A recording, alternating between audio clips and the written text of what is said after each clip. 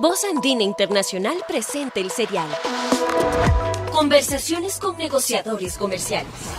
Un serial para compartir opiniones, experiencias y contextos sobre las negociaciones en el sistema internacional de comercio. Este serial también lo pueden acceder por la plataforma Spotify, en el canal YouTube y en el portal web de Voz Andina Internacional. Los anfitriones de Conversaciones con negociadores comerciales, Francisco Rivadeneira y Michelle Levy, te dan la bienvenida. Este serial cuenta con el respaldo de la cátedra de la Organización Mundial de Comercio de la Universidad Andina Simón Bolívar, sede Ecuador.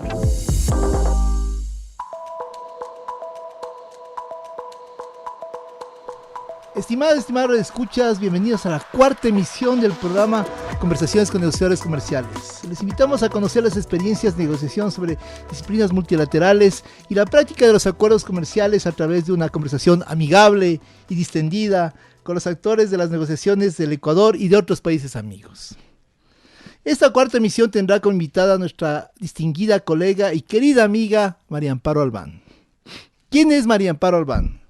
Es doctora en jurisprudencia por la Pontificia Universidad Católica del Ecuador, máster en Derecho Económico por la Universidad Andina Simón Bolívar, especialista en negociación comercial y comercio internacional por la Universidad de Harvard y la Universidad de Columbia, especialista en estrategias de negocios por la Escuela de Negocios de la Universidad de Columbia.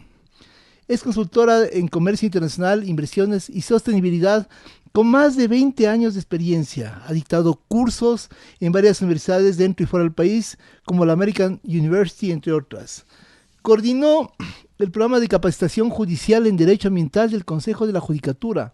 Es negociadora comercial en temas ambientales y autora de varias publicaciones académicas sobre comercio y desarrollo sostenible.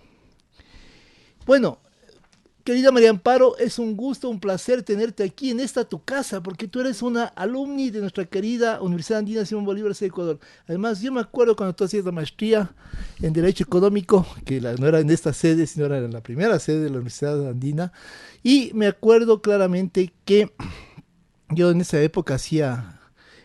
Francisco era un niño todavía. Yo en esa época hacía mi especialización en la Universidad Andina, donde era Aviala, hace muchos años atrás. Y recuerdo que estabas así toda circunspecta, trabajando, estudiando a duro el derecho económico internacional. Que ahora tenemos el gusto de tenerte aquí con nosotros y aprovechar tu conocimiento y tu experiencia en negociaciones de comercio internacional. Bienvenida, querida María Amparo.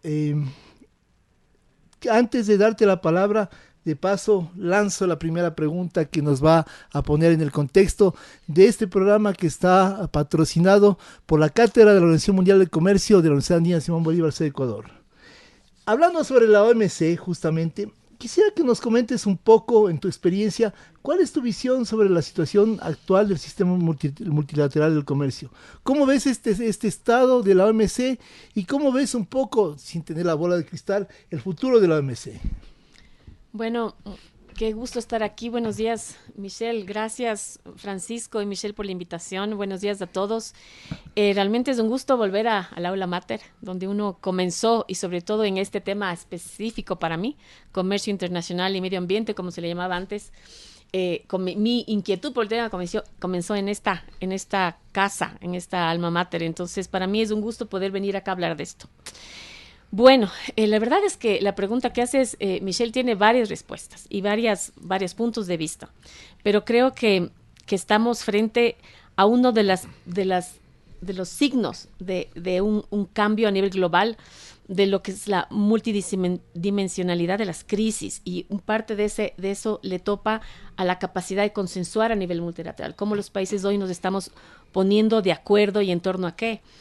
Sin embargo, específicamente frente a la crisis que atraviesa la OMC, esa parálisis que tiene con una ronda suspendida en el tiempo desde el 2001 y la incapacidad formal de acordar sin tomar en cuenta todo aquello que está fuera de la esfera de la OMC, que es lo que realmente se está moviendo hoy en día, ¿no? Más allá del spaghetti bowl que mencionaba Baguati, que tomó quizás por sorpresa a la institución en el 2000 y que yo veo le generó o no ha generado aún una capacidad de proponer una salida, porque los países que forman parte hoy día del OMC tienen su atención en otro tipo de temas, ¿no? No solo la integración bilateral, comercial, más estratégica, más ligada a los temas políticos y de cooperación, no solamente a la apertura comercial, que es el primer síntoma, es decir, la apertura comercial per se ya no es una agenda tan atractiva. Hoy día la apertura comercial viene sazonada de una serie de temas que le dan gobernanza a la agenda negociada, y eso es lo que vemos en la diferencia formal entre los acuerdos bilaterales y los acuerdos de la OMC, que tenían temáticas mucho más reducidas al intercambio comercial. A la OMC le tomó mucho tiempo abrirse a los nuevos temas. Fíjense ustedes, desde el primer panel de comercio y ambiente de los delfines, que fue en el 87, alrededor del 87, pasaron más de una década hasta que se formaliza el tema en una agenda, la agenda de la ronda Doha. Y sin embargo, estos temas fueron atendidos por el Comité de Comercio y Medio Ambiente, pero la institución no hacía parte, ¿no? Y solo en el 95 tomó la sostenibilidad como un marco de la negociación.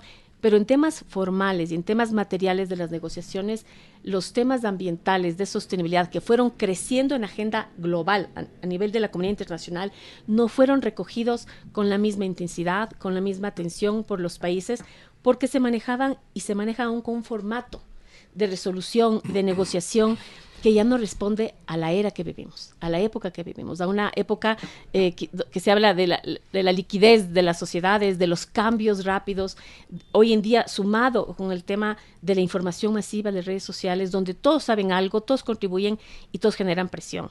Entonces, la pregunta yo creo que se responde: el panorama del OMC y la resolución de esta crisis viene atado a una nueva propuesta de la comunidad internacional sobre la propia gobernanza de la comunidad internacional. Y este es solo el aspecto comercial, pero los mismos cuestionamientos surgen respecto a otros ámbitos del multilateralismo: el rol del Consejo de Seguridad, su composición, el rol del Banco Mundial, del FMI. Es decir, hay una serie de cuestionamientos sobre si no será hora de adaptar los acuerdos de Bretton Woods a la época que se vive, cómo generar esos balances necesarios para que las negociaciones realmente representen la voluntad de los países que toman parte de ellos y generen una dinámica más proactiva, porque las dinámicas que se han visto, y sobre todo el estancamiento, responden a dinámicas reactivas, ¿no? de intereses que avanzan y resistencias que bloquean. Entonces, creo que es una filosofía nueva de relaciones internacionales que tiene que comenzar por plantearnos qué normas y qué reglas puede producir la comunidad internacional para salir del estancamiento que tiene en general el multilateralismo hoy en día. Es muy, muy interesante tu punto, realmente. Además, quiero resaltar una cosa muy importante, que en esta evolución, ¿no? El día de hoy, el Ecuador tiene la presidencia del Comité de Comercio y Desarrollo Sostenible con el embajador José Valencia, que nos representa muy bien en la misión del Ecuador en Ginebra, ante la OMC. Y eso también tiene un contexto que nos hace a nosotros de alguna forma de estar preocupados por el rol de la OMC y el rol de la OMC frente al comercio y el medio ambiente, ¿no? La directora general ha puesto mucho empeño en su agenda en el momento actual para la próxima conferencia ministerial de que este sea un tema que tenga mucho fondo, ¿no? Entonces, si nosotros estamos a la presencia, creo que vamos a lograr de alguna forma de posicionar algunos aspectos importantes no solo de nuestra visión, sino bueno, también catalizar las visiones de los países que conforman la OMC. Bueno, dejo con ustedes a nuestro querido amigo Francisco Rivadeneira, que nos acompaña este día. Estamos como primos hermanos aquí, ¿no? Todos en el mismo color. Sí, uniformados. Maravillosamente, y eso que no nos hablamos antes. Eso, exacto, por si acaso. Por si acaso. Estamos en contacto, pero no a ese nivel. Pero no a ese nivel, exacto. Bueno, buenos días con todos los que nos están escuchando y obviamente un afectuoso saludo, como siempre, a mi querido amigo Michel. Y un queridísimo, afectuoso saludo a nuestra querida Mónica, quien conozco... María Amparo, perdón, disculpas. María Amparo, a quien conozco desde hace años. Hemos tenido la posibilidad de participar en varios foros conjuntamente en diferentes actividades. Entre eso me acuerdo claramente cuando trabajamos conjuntamente en el acuerdo para la negociación del acuerdo de libre comercio con Estados Unidos, donde claro tú sí. estuviste a cargo del tema ambiental. Ahí justamente trataremos de eso en un momento. Y bueno, definitivamente tú eres una de las personas que más conoce sobre los temas relacionados a medio ambiente y comercio en el país, y de este tema particular que muy pocos conocen, de cómo negociar temas ambientales en una mesa de negociación entre estados, ¿no? Entonces, tal vez para complementar lo que inicialmente planteó mi querido Michel, volviendo al tema propiamente en esta primera etapa de la OMC, ¿qué tan importante crees tú es la necesidad en el contexto actual de buscar algún tipo de normativa en la OMC de la relación entre el medio ambiente y el comercio? O sea, estamos, como tú lo planteaste, en un momento muy diferente. El tema ambiental es claramente de prioridad para todas las naciones en el mundo. Ya estamos tristemente viendo los resultados, inclusive aquí en el Ecuador, de los efectos que tiene el medio ambiente, y definitivamente hay un nexo claro entre el comercio y los impactos que tiene el comercio en el medio ambiente. Como se ha discutido hasta ahorita, sí hay espacios de diálogo en la OMC donde se trata esto, ¿no? Tú mencionaste, por ejemplo, el caso del comité, pero no hay normativa propiamente hasta donde yo me acuerdo. ¿Tú crees que deberíamos ir hacia ese camino, hacia una normativa en el contexto de la OMC para buscar normar esto de alguna manera? Yo creo que es básica esa pregunta, Francisco, pero yo te diría que va más allá la necesidad de solucionar la crisis para solucionar la crisis de la OMC. No solo es un cambio de la normativa, que va a ser una consecuencia, pero yo creo que es un cambio de visión. Fíjate que yo viví la época desde que fui ONG, porque yo comencé mi vida profesional desde una ONG que tenía un grant de Fundación MacArthur para trabajar temas de comercio y ambiente en la OMC. Entonces yo vi cómo le costó a la sociedad civil posicionar los temas ambientales en los foros, desde el foro de Singapur hasta el foro de Doha, en la agenda, estos temas que eran ya importantes para la sociedad civil, que los gobiernos no recogían. Los gobiernos siempre tuvieron distancia de acoger la agenda de la sociedad civil, y luego, sin embargo, se generó una presión tan grande. Quizás Europa tuvo la Unión Europea un rol mucho más activo en recoger, pero se recogió una temática como una canasta, ¿no? Un shopping list, porque eran las demandas, pero no se cambió ni la visión de la organización, ni la filosofía, ni las reglas. Y yo creo que hoy en día superamos ya esa etapa.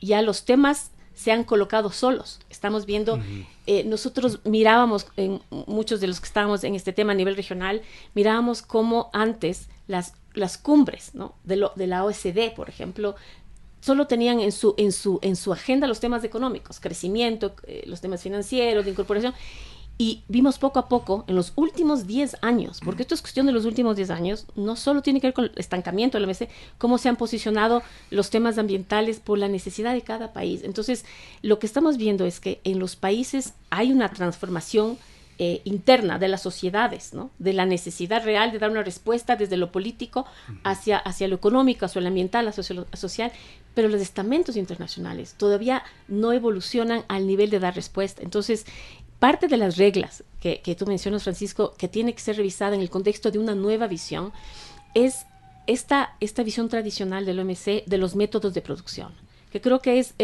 digamos, el punto de quiebre de la soberanía de los estados sobre los recursos naturales, y así ha sido siempre, y de la necesidad de ceder lo que se llama, ¿no? la soberanía, o construir la soberanía supraconstitucional o supranacional, a nivel internacional, para acoger políticas. Y esto, que ha sido la punta de lanza, lo que ha estado en el centro de las disputas comerciales entre comercio y ambiente en la OMC, es hoy lo que ya los bloques solos han comenzado a hacer por falta de respuesta de la OMC. El caso más ejemplificador es la norma de carbono, de trazabilidad de carbono de la Unión Europea. Es decir, hoy la Unión Europea ya decidió desde el 2025 no importar bienes que tengan trazabilidad de carbono, es decir, que no hayan mitigado la huella climática o que sean producidos con deforestación, etcétera. Sin embargo, dentro de la OMC, las normas multilaterales nos obligan, el artículo 20 nos obliga solo por excepciones a regular esos procesos o no poner restricciones, salvo excepciones muy precisas, claro, en el literal G y F, que es algo que está en la Carta Constitutiva del OMC. Sin embargo, eso está ahí. Los países ya han decidido ir más allá. Entonces, ¿qué es lo que sucede?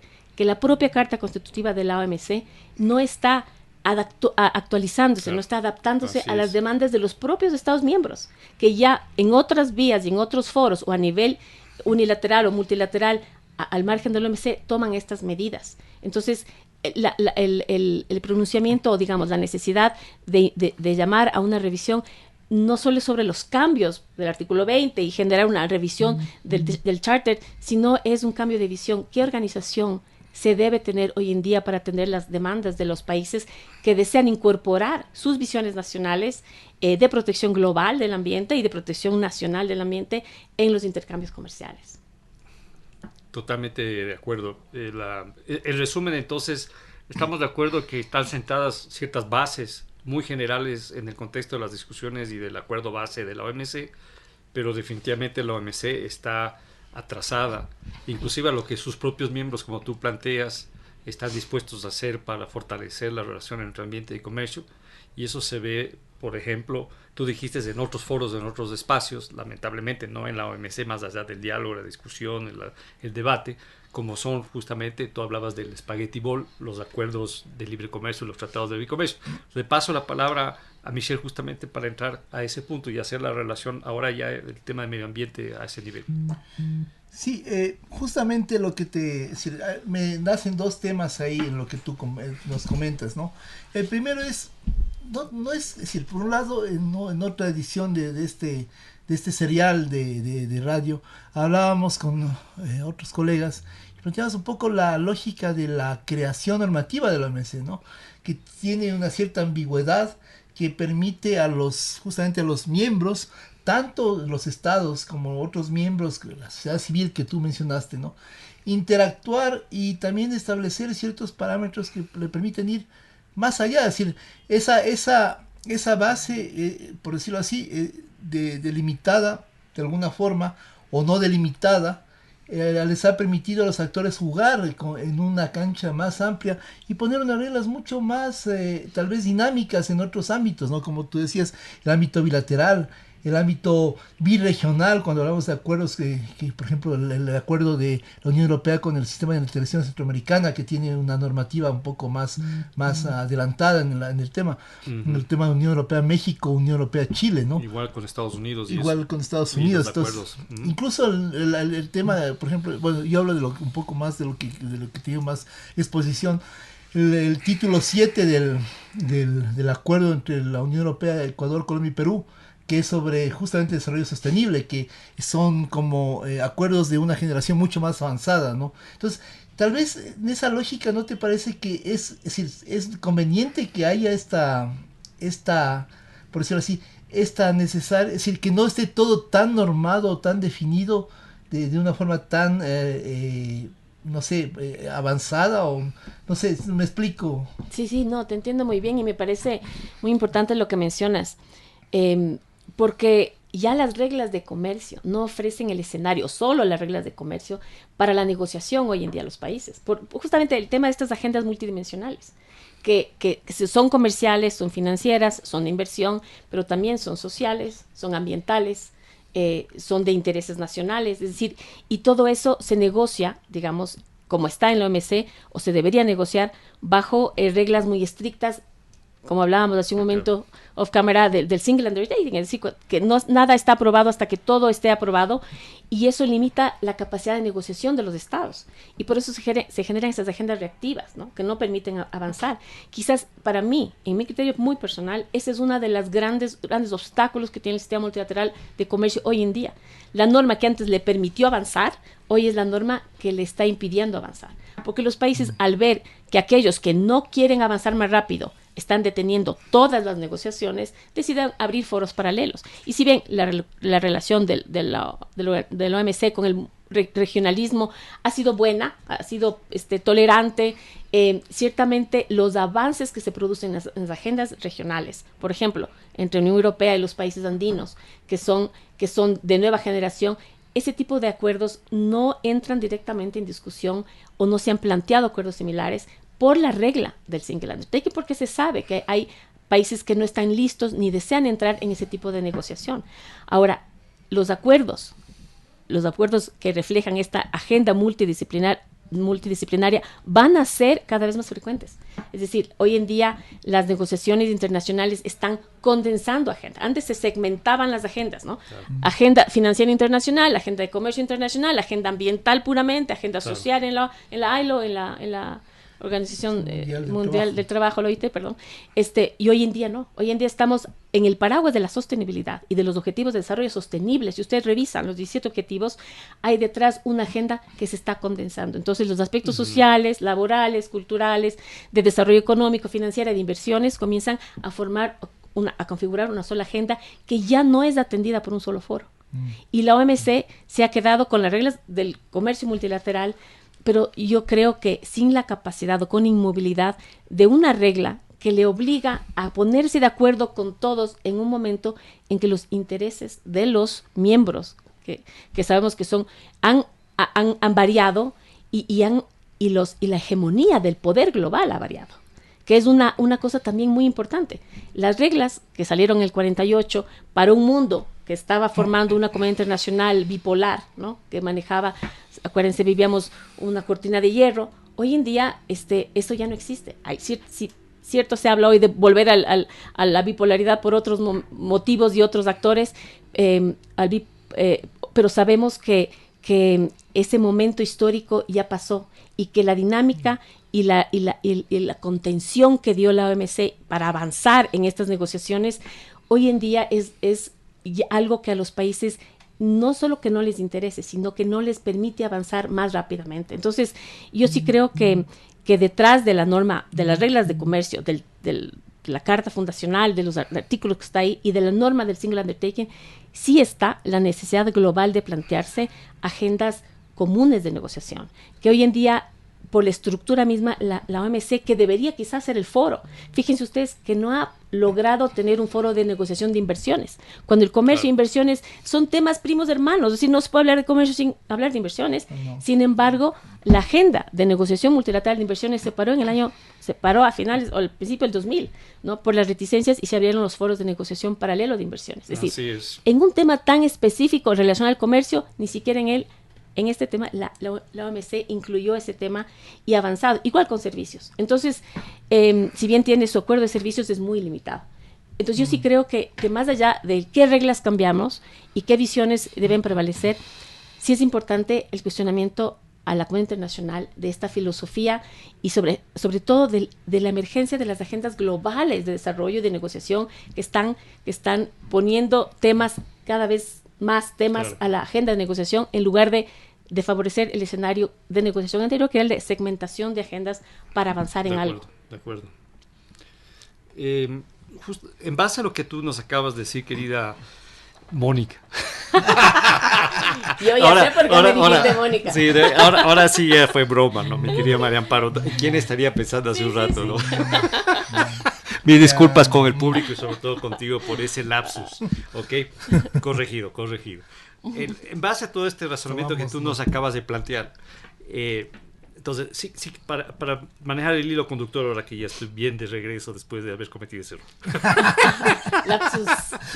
Okay. De fondo, entonces, tenemos la OMC atrasada en los temas de comercio relacionados al medio ambiente, definitivamente, básicamente no hay avances sustanciales. El escenario, la coyuntura actual hace que el tema tiene que ser tratado y tiene que ser normal. Como la OMC no ha podido avanzar, como tú bien nos has planteado, lo acabas de decir ahorita, esto se ha abierto en otros foros, la discusión, además de esta necesidad, ¿no es cierto?, de manejar las cosas desde la perspectiva multidisciplinaria, ya no encajonadas, no en cajones separados, sino todo conjunto. Totalmente de acuerdo contigo.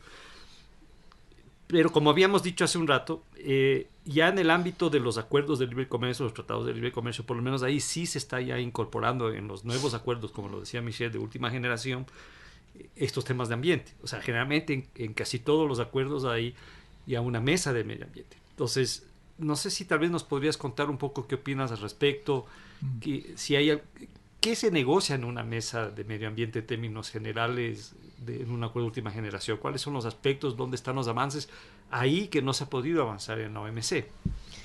Bueno, el tema avanzó, como bien mencionas, de forma lateral, ¿no? Por fuera, sobre todo Estados Unidos con su visión de negociación bilateral, ante la imposibilidad de avanzar su agenda de negociación de inversiones, por ejemplo, de profundizar propiedad intelectual, etcétera, crea los foros de paralelo y genera lo que se denomina el modelo jordano, ¿no? que refleja el primer acuerdo comercial que negoció Estados Unidos con Jordania. Y en ese incluye por primera vez un capítulo ambiental para proteger los intereses de cumplimiento de Estados Unidos. Es decir, ¿se acuerdan ustedes? En esa época se hablaba del dumping ambiental o la capacidad de países de desarrollo de competir deslealmente utilizando estándares más bajos en materia ambiental.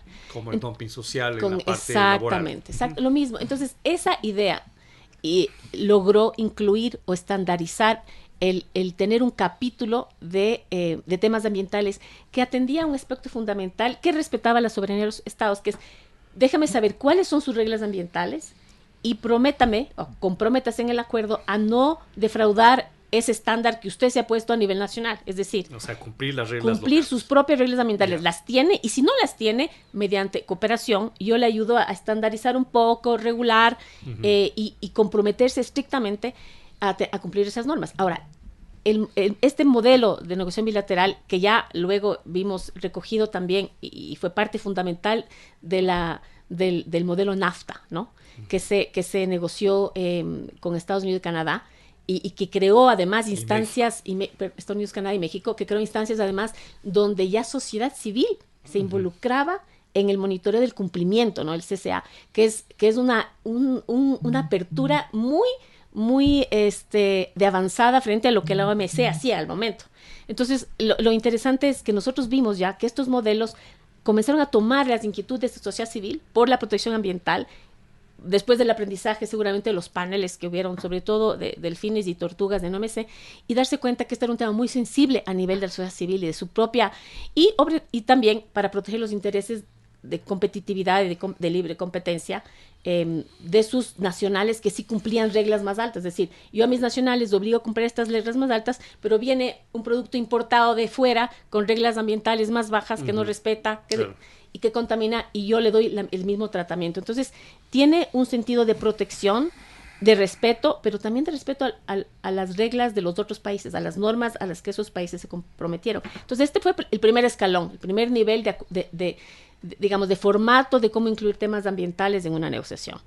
Y al principio fue muy resistido por los países en desarrollo, porque se le veía intromisivo, se veía eso me acuerdo, claro, en la soberanía del país, decía, ¿no? Usted me va a poner, porque claro, había arbitraje, si usted me incumple con sus normas y con las normas del capítulo ambiental, pues tenemos un sistema arbitral para esas diferencias. Entonces se le veía muy intromisivo, pero en realidad eso varió rápidamente, porque la crisis ambiental paralelamente fue avanzando hasta presionar a los propios países que antes se resistían a poner sobre la mesa agendas ambientales a nivel multilateral. Y eso se consolidó ya, quedó mucho más claro en la negociación más reciente, la gran negociación más reciente en temas ambientales, que fue la negociación del 2015 con el acuerdo climático, con el acuerdo de París, ¿no? Donde inclusive aquellos países que habían resistido históricamente por décadas estos temas tuvieron propuestas más de avanzada en este foro ambiental.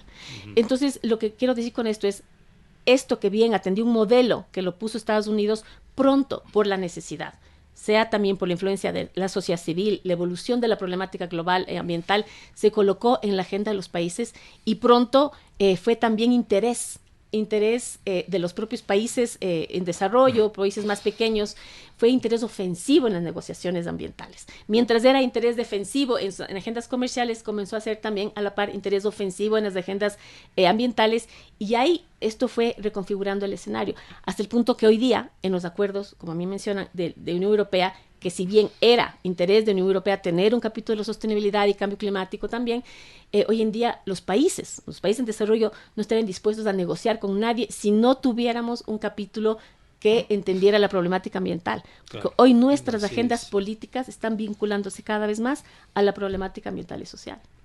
Claro, es un camino que lleva, a decir de alguna forma, es un camino que en un momento estuvo bifurcado por la diferencia de intereses, como es lógico, y luego lleva a algo que realmente beneficia a todos, ¿no? De una u otra forma, y eso es importante en el contexto en el que jugamos en el momento actual. Vamos a enfocarnos un poco más en tu experiencia en la negociación del Acuerdo de Comercio con los Estados Unidos. Quisiéramos que nos cuentes cómo fue eso, es decir, ¿Qué sentiste? ¿Cómo se llevó a cabo una negociación con ellos que definieron ya una cierta capacidad de reglas en esta materia?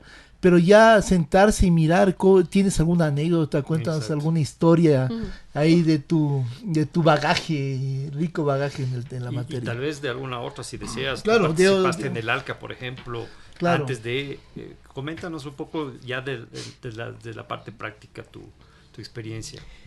Pues, ¿Qué tal fue hacer eso? Porque tú inauguraste el tema, básicamente, ¿no? Así es. Se me vienen a la mente muchos pasajes, inclusive antes, cuando en la OMC, en las primeras rondas, éramos como sociedad civil aquellos que protestábamos afuera en las calles. O sea, yo sí pude decir que yo comencé en la calle y fui de a poco entrando hacia adentro, hacia las negociaciones. Entonces, la agenda que yo miraba desde la sociedad civil con mis pares en otros países es la que fue evolucionando y colocándose dentro de las aspiraciones de los países que luego se sentaron en las mesas, o muchas veces trajeron de afuera y sentaron o pusieron en la mesa esas agendas. Entonces, esto se vio de forma específica en la negociación de TLC con Estados Unidos. Si bien el tratado no terminó con un acuerdo, la negociación no terminó con un acuerdo, la experiencia fue, y considera Francisco que fue valiosísima, porque vimos varias negociaciones a la vez. Había una negociación interna en los países para acordar los presupuestos de la negociación a nivel nacional. A ver, dentro del gobierno estamos de acuerdo con el grupo empresarial, estamos de acuerdo con el sector privado, el cuarto adjunto. El cuarto adjunto famoso que había, y con la sociedad civil que a veces protestaba o a veces apoyaba. Y esa es la primera instancia de negociación. El segundo capítulo de negociación, el segundo paso, era la negociación con nuestros países vecinos, con quienes compartíamos la mesa y el mismo lado de la mesa. Así y había que ponerse de acuerdo porque los intereses en velocidades, en temática, en materialidad eran distintas, en profundidad. Entonces, unos querían más rápido y querían incluir esos temas, otros no, querían proteger más. Entonces, esa fue el segundo nivel de negociación.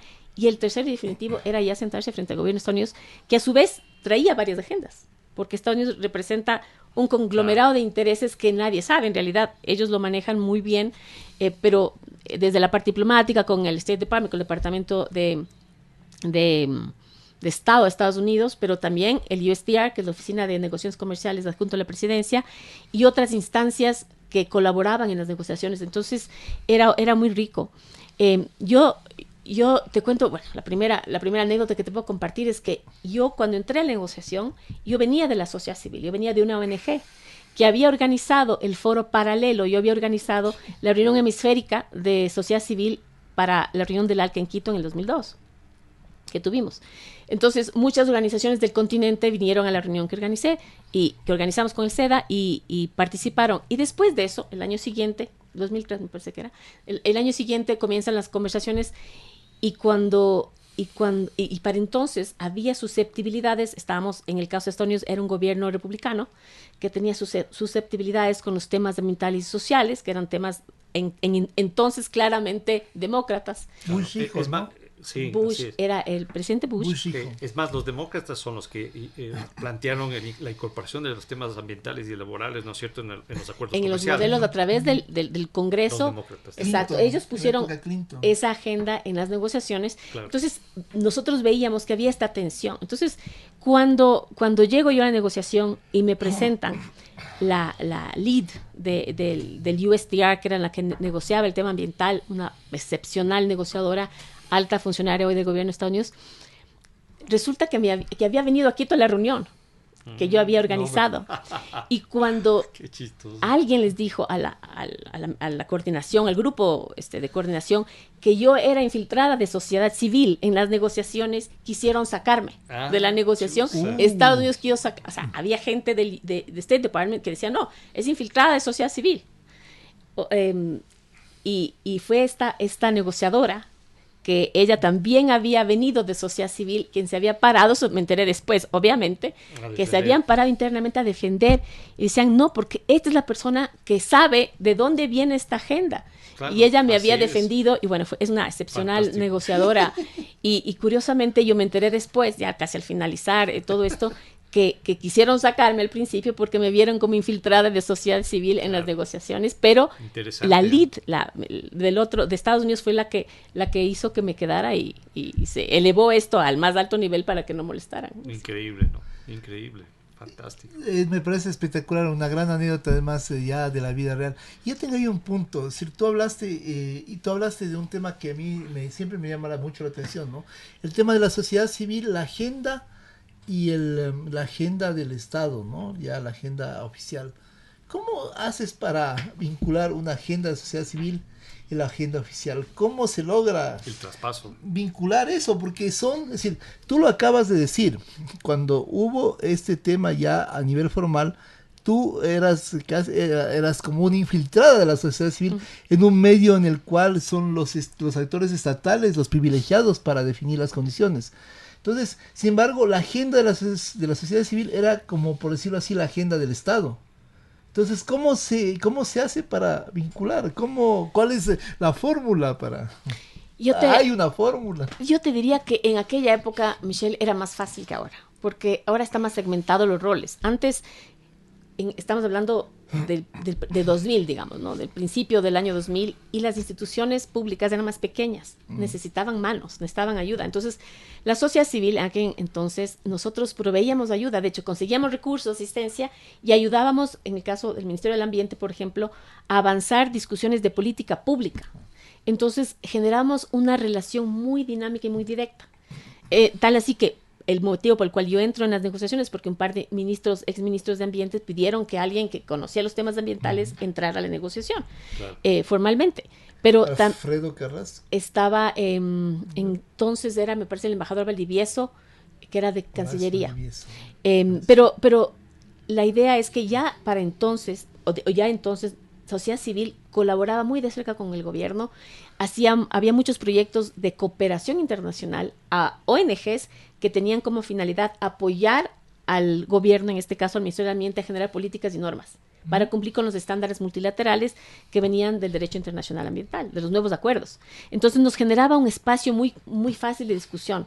Ahora, sin embargo, yo he trabajado en incidencia política, es decir, en colocar esas discusiones que vienen del derecho internacional ambiental en norma o en avanzar políticas públicas. Hoy en día es un poco más difícil. Hoy en día es un poquito más difícil porque las instituciones han crecido mucho, se ha diversificado mucho, hay nichos nuevos de discusión y sobre todo la agenda de comercio y ambiente en este tema específico se ha partido en 1000 pedazos. No de forma negativa, sino que por ejemplo, el aspecto climático, que antes veíamos como cumplimiento de objetivos, o sea, del protocolo de Kioto, de cambio climático, a través de los acuerdos comerciales, y la OMC escribió mucho sobre eso. Y yo colaboraba entonces con el ICTSD, que es el International Center for Trade and Sustainable Development, el Centro Internacional de Comercio y Desarrollo Sostenible de Ginebra. Durante años fui colaboradora de ese, que traducía los temas ambientales hacia la agenda comercial y viceversa. Entonces generaba un poco de grupos que discutían lo mismo, aunque vengan de distintas fuentes. Entonces ayudaba ese insumo a avanzar las agendas nacionales. Pero think tank, era un think tank muy activo en pensamiento. Un tanque de pensamiento muy activo que lo lideraba entonces Ricardo Meléndez en Ginebra, y existió unos 20 años. Pero el tema de fondo era que había necesidad de incorporar lo que se discutía a nivel internacional en las agendas domésticas. Eso era un poco el mandato que había. Entonces había mucha cooperación internacional y los gobiernos estaban dispuestos a escucharte. Eso ha cambiado un poco, ¿no? Eso ha cambiado un poco porque se ha segmentado más las visiones de país. Entonces se ha dicho, sector privado, ustedes por acá, sociedad civil, ustedes por acá, a veces me molestan. Y esa dinámica fue sentida mucho en los gobiernos anteriores. Entonces, ese espacio de colaboración y de acervo común de discusiones de política pública hay que retomar precisamente para lograr tener capacidades, esta fertilización cruzada entre las agendas públicas y privadas, o agendas de sociedad civil y sector público, o también entre sector privado y agendas de sociedad civil. Sociedad civil, claro. Súper. Sí. Excelente, gracias por compartir tu conocimiento, pero sobre todo también tu experiencia, María Amparo, que es extraordinaria, porque impresionante. Vuelvo a insistir, o sea, tú eres de los primeros actores aquí en el país que tuvieron la posibilidad de realmente involucrarse en estos temas de manera muy amplia, y de manera específica en el ámbito de las negociaciones, ¿no? Y desde ahí has hecho una carrera extraordinaria y muy amplia. Yo creo que tú eres, sin duda alguna, una de las mayores expertas que tiene este país en estos temas. Justamente por eso me voy a permitir, aprovechando tu presencia aquí, salirme un poco del tema propiamente de las negociaciones y hacerte una pregunta que es de mucha actualidad. Como tú sabes perfectamente, a raíz de toda la situación de la coyuntura ambiental, algunos países en desarrollo han tomado la decisión de fortalecer su normativa en el tema ambiental con relación al comercio.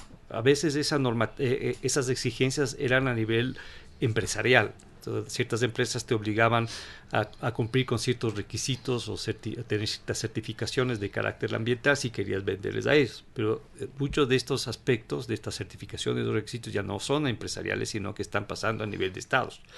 Aquí en particular me refiero al caso de la Unión Europea, que yo creo que, tú me dirás si estoy equivocado o no, pero creo que en el contexto internacional es el que más está trabajando actualmente esto. Y ellos han planteado en estos últimos tiempos una serie de iniciativas que son justamente para fortalecer, regular la relación entre comercio y medio ambiente, asegurar la salud y el bienestar de sus consumidores, reducir la huella de carbono, entre otras cosas. Ahí me refiero particularmente a esta iniciativa del Pacto Verde, que tiene entre subiniciativas o está relacionado a, por ejemplo, la iniciativa de la granja a la mesa y una serie de otras cosas. ¿Qué opinas al respecto de esto? Y sobre todo, ¿qué crees que debe hacer el Ecuador para estar preparado hacia esta realidad? Pues yo creo que si esto avanza, no será solo la Unión Europea, sino otros países desarrollados que progresivamente irán en el mismo camino. Y a mí sí me preocupa de que esto pueda a la final dificultar las exportaciones del Ecuador. A corto, inclusive no solo a mediano plazo, ¿no? Que no cumplamos, por ejemplo, el tema, ¿te acuerdas de la tarjeta amarilla casi roja que nos dieron en el atún, en la pesca? Esto se puede repetir en otros sectores. Ahora están pidiendo, por ejemplo, en el tema de la palma africana, que no haya procesos de deforestación, sino ya no puedes vender, y un montón de otros ejemplos así. ¿Cuál es tu visión sobre el tema, sobre esta tendencia, y qué debe hacer el Ecuador para estar preparado? Esta es una pregunta formidable. Justamente mi ejercicio profesional hoy en día está enfocado a responder esa respuesta. ¿Cómo el Ecuador y los sectores productivos pueden seguir teniendo los mismos niveles de competitividad y acceso a mercados con menores capacidades que aquellos países que están introduciendo estas reglas? Que en muchos casos las reglas vienen por estándares privados, como has dicho. En algunos casos son... Si ustedes se meten, existe el Centro Internacional, el Instituto Internacional de Comercio, el ITC, tiene mapeados los estándares globales en materia de sostenibilidad. Y ustedes por país, por sector, por nicho, es decir, ustedes van a ver la multiplicidad de estándares. Entonces, hoy el comercio internacional está regido en la práctica más por los estándares privados que por las reglas y el acceso al mercado. Esa es la realidad hoy en día. Entonces, estamos frente a una creciente amenaza que... digamos, que nos está empujando a cumplir normas que no tenemos en nuestro país, ¿no? Entonces, estamos frente directa a la extrajurisdiccionalidad, que tanto se discutió en la OMC, que tanto se rechazó, pues hoy en día ya se vive. Es inevitable. Porque sin poder cumplir las normas de acceso a mercado que vienen por parte del consumidor, el consumidor no te va a comprar si no tiene esas normas, esos estándares, y por eso hablaba yo del PPM al principio, ¿no? De los métodos de producción, porque eso es lo que refleja hoy en día la necesidad de acceso a mercados, que también la norma cubra el proceso productivo, y la Unión Europea tomó la iniciativa de introducir el tema de carbono y la huella de carbono. Yo ahí tengo mis reparos, y no reparos a la necesidad de que Unión Europea cumpla con su agenda climática, porque esto parte de la necesidad de la Agenda 230 de la propia Unión Europea. Y eso es una prerrogativa autónoma y tienen toda la capacidad de hacerlo. Sin embargo, cómo exportan las obligaciones a los países en desarrollo de sus cadenas de valor, de sus productos consumidos, ya es un poco distorsionante. ¿Y por qué te digo distorsionante? Porque lo que sucede es que tú vas si es que tú impones normas de acceso que implican que, como reducción de deforestación, no voy a importar aceite de palma aceite de palma africano, aceite de palma que deforeste, ¿no? Entonces tú me dices, ¿quiénes están hoy en día de cumplir con esa norma? yo te diría las grandes estructuras comerciales que pueden tener los estándares, y de hecho yo soy parte de la discusión del estándar. Yo trabajo asesorando al sector el palmero en el país, que son aquellos que tienen capacidad de cumplir el estándar. ¿Por qué? Porque tienen un departamento que mira calidad, que mira la parte ambiental, que incorpora. Pero ¿qué pasa con los pequeños productores? ¿Qué pasa en una estructura, ¿no?, de mercado? En el sector palmero, ya que tú lo mencionaste, lo menciono yo, que tiene el 90% de pequeños productores. O sea, el 90% de los productores del sector palmero son pequeños productores. Entonces, tú dices, ¿cómo traslado esa obligación de cumplimiento a un pequeño productor que tiene 10 hectáreas? Que tiene... Entonces, yo ahí veo una asimetría en capacidades y una potencial distorsión que va a favorecer a las grandes empresas y que va a dejar de lado a los pequeños productores, a menos que tengan grandes asociaciones o estrategia de asociación con financiamiento, con acompañamiento estatal, con tecnificación, con traslado, como es en la agricultura, con capacitación de prácticas, se van a ir quedando fuera. Y no fuera porque ya no van a exportar, fuera porque el comercio nacional que está, las grandes comercializadoras hoy en día siguen estándares internacionales. Entonces, no les van a poder comprar aquellos que aquí en el país produzcan con grandes índices de deforestación. Entonces, por eso te digo que es importantísimo hablar de las agendas políticas e institucionales nacionales. Cuando uno habla de comercio internacional, inmediatamente tiene que hablar cómo yo abordo esta discusión internamente, porque si no se generan distorsiones, ¿qué va a pasar? Que la Unión Europea o va a tener que comprometerse a generar agendas o programas de ayuda y asistencia, de capacidad, porque hoy en día, yo te puedo decir, no existe, sobre todo en los temas que le interesa a la Unión Europea, en temas agrícolas que son sus nichos, cacao, café, palma aceitera y otros, pero sobre todo los tres, una vía clara. A ver, ¿cómo yo voy a ayudar a los pequeños productores en este país a cumplir con estas normas? O, ¿cómo voy a ayudar al Ministerio de Agricultura o de Ambiente, ayudar a y esas capacidades hoy no las tiene el Estado ecuatoriano? De acuerdo. Y ahí vas a generar unos gaps. Y entonces, a mí, si bien estoy a favor de la agenda global, yo creo que la introducción de las obligaciones tiene que estar, la implementación, tiene que estar de acuerdo a las capacidades, no de acuerdo al deseo. Por eso te digo, la extrajurisdiccionalidad es una realidad en el comercio internacional. Sin duda, estoy de acuerdo completamente contigo. Excelente, me comparto absolutamente tu visión y es preocupante porque, mira, regresando a la relación, y con esto cierro y le paso la palabra a Michelle, la relación entre este tema y las negociaciones. A la final, esta nueva normativa que está planteando, esta nueva iniciativa que tiene la Unión Europea, termina siendo en detrimento de lo que acordamos del acuerdo que tenemos de asociación con ellos, porque a la final puede dificultar que muchos de los productos que mejoraron su capacidad de acceder al mercado de Europa por el acuerdo, ahora se van a ver obstaculizados de manera sustancial, porque muchas de estas cosas entran en vigencia en poco tiempo, ¿no es cierto? Exacto. Y no tienen la capacidad de implementar, de hacer eso en el corto plazo, y simplemente vamos a tener que dejar de exportar. Y sobre todo, al final, uno de los principales objetivos de la negociación del acuerdo con la Unión Europea, como la mayoría de los acuerdos que busca negociar el país, como tú sabes, es favorecer a las pequeñas y medianas empresas. Totalmente. Entonces, esto va totalmente en contra de ese objetivo, si es que efectivamente, como tú planteas, no hay una adecuada implementación, no se nos da el tiempo necesario, y sobre todo el capacity building, la capacidad de construir aquí lo que se requiere de conocimiento y procesos para poder lograrlo. Sí, no, y solo un comentario sobre eso. Esto es tan real, ¿no? Como decirte que los productores que tienen 10 hectáreas, ¿no? Hablemos del caso de palma aceitera, porque es uno de los que más ha preocupado a la Unión Europea, que no está libre de un proteccionismo, ¿no? Tenemos que saber que las agendas comerciales también tienen dentro de su discusión una agenda de defensa comercial encubierta, ¿no? Claro. Y claro, tú ves a la Unión Europea que está compitiendo en oleaginosas, con commodities que tienen mucho más bajo rendimiento que la palma aceitera, ¿no? Y que por hectárea incluso ocupan más superficie. Claro. Colza, girasol, soya, es decir, no hay forma de que puedan siquiera competir en calidad, digamos, en cantidad y precio. No hay. Entonces, hay un interés también comercial ahí detrás. No solo es el tema climático. La deforestación, sin duda la deforestación.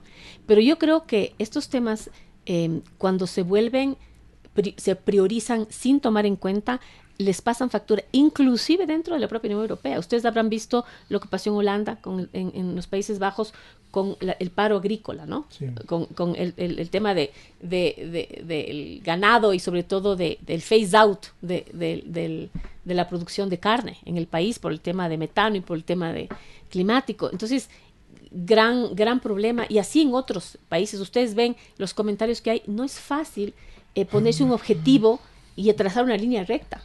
Y yo creo que hay que construir las capacidades, y eso en su propio país. Y si uno piensa en los países a los que diriges la norma a través del acceso al mercado, inclusive tienes que comenzar más atrás, ¿no? Dándote cuenta de cómo están esas capacidades de cumplimiento. Les decía, un agricultor de 10 hectáreas de palma no tiene ninguna capacidad, a menos que tenga un proceso sostenido de asistencia técnica. Así es. Porque ellos a duras penas pueden pagar, y ustedes van a ver, van a Ecuador, la cartera vencida de los agricultores, ¿no? A duras penas pueden pagar los créditos. Por supuesto. Porque no hay un proceso técnico detrás, porque ni siquiera recuperan la inversión. Hay un seguimiento, no hay una lógica ahí de gestión. Falta tecnificación, conocimiento, es decir, son personas que tienen tierra, pero solo tienen tierra. Entonces siembran lo que es más bondadoso de la naturaleza, que es palma, ¿no? Eso da solo. La palma es un cultivo muy, muy bondadoso, necesita muy poco para producir. Eso ha hecho que nuestro país sea uno de los países que más bajo rendimiento tiene en la región. Nuestro rendimiento por hectárea, en el caso de palma aceitera, es uno de los más bajos de la región. ¿Por qué?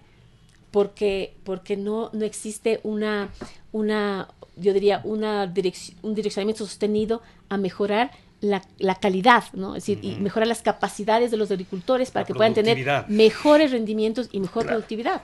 Claro. Entonces, siembran cultivos que son segundos o terceros cultivos. Entonces viven del maíz, siembran palmas ya, pero no hay. Entonces la política agropecuaria, y de ahí nuevamente la agenda de las políticas internas, tiene que tomar en cuenta esto para poder atender al comercio internacional adecuadamente. Magnífico, pero muchas gracias. No, súper. Sabes que siempre este tema de los estándares a mí me deja un poco pensando en torno a lo que tú hablabas al comienzo, ¿no? Ese vínculo que hay entre los actores públicos, privados, con sociedad civil, empresa, lo que sea, con el Estado, ¿no? Así, en el caso de la Unión Europea se ve claramente que hay un interés sobre todo en las certificaciones para definir o delimitar ciertos campos de acción en los que pueden tener mayor impacto, por ejemplo el cacao ecuatoriano o los bienes que se importan, ¿no? En ese sentido. Entonces eso me parece a mí una forma también de plantear una agenda que no es una agenda del Estado, es una agenda de los intereses de quienes quieren tener un rol dentro de la estructura.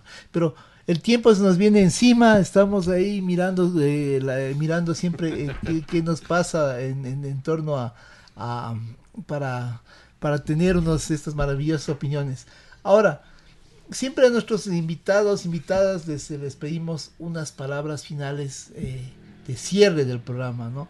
Un mensaje, algo que tú quieras resaltar en torno a este tema tan importante que hemos tratado durante esta hora del programa. Así que te invitamos, Francisco y yo, a saber un poco qué es lo que pasa, cómo lo ves, qué mensaje darías a nuestro amplio auditorio de este programa Negociaciones Conversaciones con Negociadores Comerciales.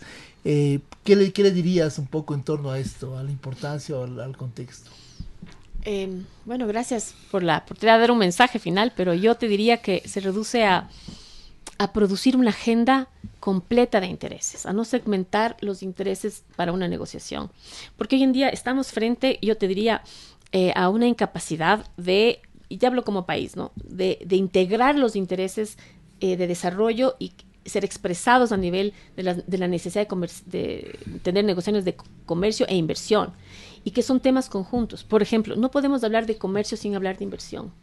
En un país dolarizado que necesitamos divisas, ¿no? Entonces, no segmentar es integrar. Todos queremos protección ambiental. Yo he trabajado 25 años por la protección ambiental en este país a nivel político y normativo, pero no puedo dejar de conocer las realidades sociales de un país que necesita crecer. Entonces, la medida en que estas obligaciones, por ejemplo, de crear áreas de protección hídrica, ecológica, de fortalecer los sistemas de conservación, son necesarios para un Estado que tiene estas obligaciones multilaterales.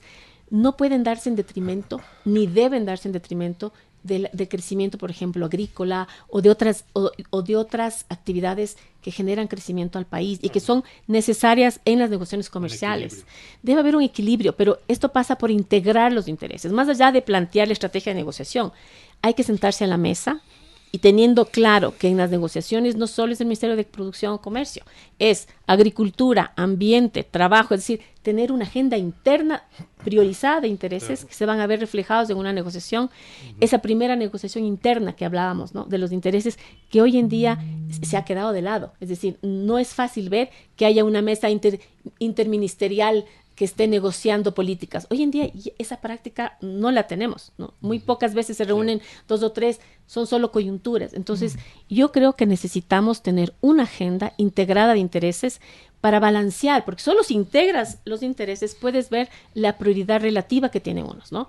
Yo puedo priorizar la conservación o la protección en la medida que, y no quiero restar importancia a la conservación, por el contrario, es importante, pero no se puede dar de forma absoluta, ¿no? De acuerdo. Porque vas a afectar intereses de crecimiento y vas a lograr a través de tesis absolutistas mandar fuera, ¿no?, inclusive del comercio local, en el caso de los pequeños productores, aquellos que necesitan producir, así sea con normas de menor estándar, y dotar a los ministerios que controlan, a los reguladores de estas actividades, de mayor capacidad y presupuesto para asistir, tanto en capacidad y en transferencia de capacidades como en control, ¿no?, como en control ambiental, por ejemplo, y en un sistema de seguimiento que está bien debilitado en el país. Entonces, por eso es que vemos estas tesis tan fuertes que a veces chocan con ciertos sectores.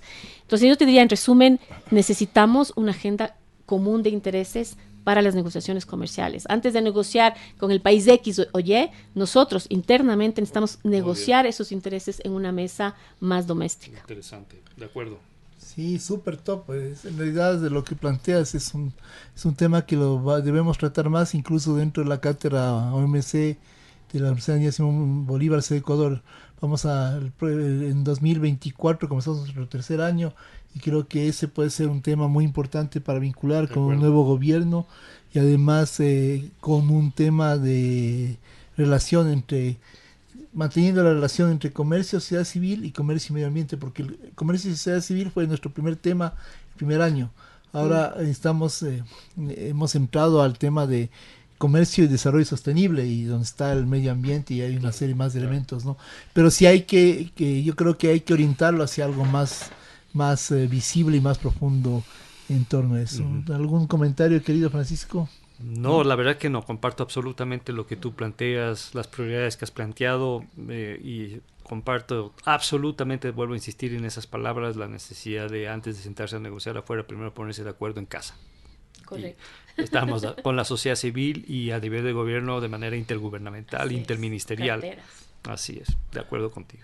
Bueno, como todo lo bueno llega a su fin, voló el tiempo y en este caso vamos a cerrar este programa de conversaciones con negociadores comerciales, agradeciendo a nuestra querida María Amparo Albán y diciéndoles a nuestros estimados y estimados escuchas que esto ha sido todo por hoy y que además les invitamos a seguir el programa la próxima semana por Radio Voz Andina Internacional, la radio universitaria. Y además les pedimos a todos que por favor nos sigan en nuestras redes sociales, donde van a poder ver todos los podcasts que que promocionamos, van a poder encontrar los enlaces, los YouTubes, y también van a poder encontrar el enlace a Radio Voz Andina Internacional, la radio universitaria, para escuchar los programas en su emisión, que si no me equivoco es los miércoles a las 11 de la mañana. Así es. Y además síganos en Facebook, Instagram y LinkedIn como @CátedраOMC Ecuador. Y también al Centro Andino de Estudios Internacionales. Justamente María Amparo me decía que nuestro presidente fundador Diego Corbezo ha sido su mentor, entonces maravillosamente esta coincidencia nos permite invitarles a que nos sigan en el Centro Andino de Estudios Internacionales en la red social @KEI Ecuador. Muchas gracias y hasta la próxima. Este fue el podcast Conversaciones con negociadores comerciales. Un espacio de información, conocimientos e intercambio de criterios y experiencias sobre la negociación en el sistema internacional de comercio. Un nuevo episodio te ofrecemos el próximo miércoles a las 11 horas. Mientras tanto, revisa nuestro podcast en la plataforma Spotify o en el canal YouTube de Voz Andina Internacional. Hasta pronto.